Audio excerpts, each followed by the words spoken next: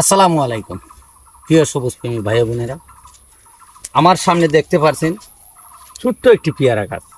আসলে কিন্তু ছোটো গাছ না, এখানে তিনটি ব্রাঞ্চ আছে। এই যে দেখেন বড় একটা কুড়াটা কিন্তু অনেক বড়। আমি ওই পেয়ারা গাছটি দেশি পেয়ারা গুড়া থেকে কেটে ফেলেছিলাম, যে নিচ থেকে গুড়া থেকে যেন ব্রাঞ্চগুলো বাইরিয়ে আসে। সুন্দর করে অনেকটা ব্রাঞ্চ আইছিল, আমি এখানে তিনটি মাত্র ব্রাঞ্চ নির্বাচিত করছি।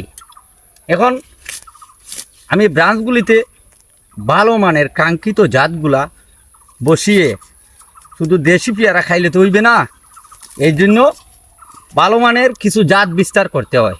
দেখেন আমি খাসটি করে নিচ্ছি। আমাদের ব্রাঞ্চগুলো ছোটো, এই জন্যই আমরা মাঝামাঝি পালিটা করে নিতে হচ্ছে। একটু এই যে সায়ানটি আমার হাতে দেখতে পাচ্ছেন, আমি একটি সায়ান আপনাদের সামনে রেডি করে নিচ্ছি।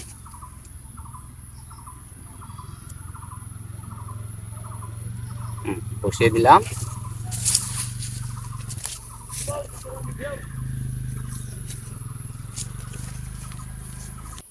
আমার তিনটি সায়ান বসানো সম্পূর্ণ হয়ে গেছে। তো কাঙ্ক্ষিত জাতগুলি, ভালো মানের জাতগুলি নির্মাণ কইরা লাগাইবার চেষ্টা করবেন। ভালো পেয়ারা খাইতে হইলে ভালো মানের জাত নির্মাণ করতে হইবেন। খুদা হাফেজ।